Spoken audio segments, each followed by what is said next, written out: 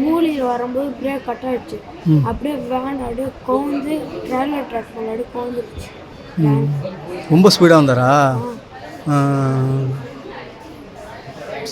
எத்தனை பேர் வந்தீங்க உள்ள பசங்க? ஸ்கூல் பசங்க வந்து 10 பேர்.